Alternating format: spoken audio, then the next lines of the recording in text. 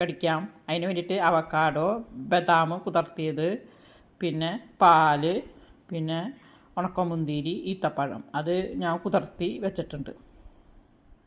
Avocado മുറിച്ചെടുത്തു.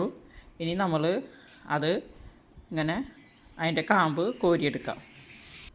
അങ്ങനെ avocado നമ്മൾ തൊലി കളഞ്ഞ് എടുത്തു. ഇനി ചെറിയ ചെറിയ പീസുകളാക്കാം. അതിന് നമുക്കിത് ഷെയ്ക്ക് അടിക്കാം. അപ്പോൾ അതായത് ഒരു മിക്സിയുടെ ഒരു ജാറിലേക്ക് നമ്മൾ അരിഞ്ഞ് വെച്ചിരിക്കുന്ന അവക്കാഡോ ഇട്ട് കൊടുക്കാം.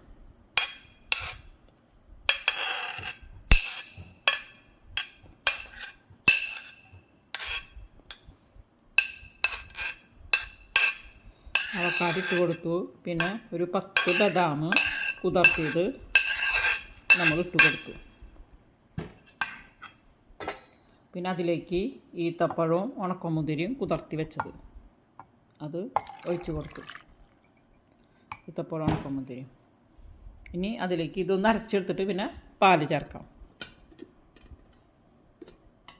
നിറച്ച് വയ്ക്കും. അങ്ങനെ നമ്മൾ ഇത് അടിച്ചെടുത്തു. ഇനി നമുക്ക് അതിലേക്ക് പാൽ ഒഴിക്കാം. നമ്മൾ തിളപ്പിച്ച് ആറിയ തണുത്ത പാലാണ് ഒഴിക്കുന്നത്. ഈ പാലൊഴിച്ചിട്ട് നമുക്കതൊന്ന് അടിച്ചെടുക്കാം. നമ്മൾ ഷേക്ക് അടിച്ച് കൊണ്ടുവന്നു. കണ്ട ഈ തിക്നെസ്സിലാണ് ഉള്ളത്. ഇനി നമുക്കത് ഒഴിച്ചിട്ട് കുടിക്കാം.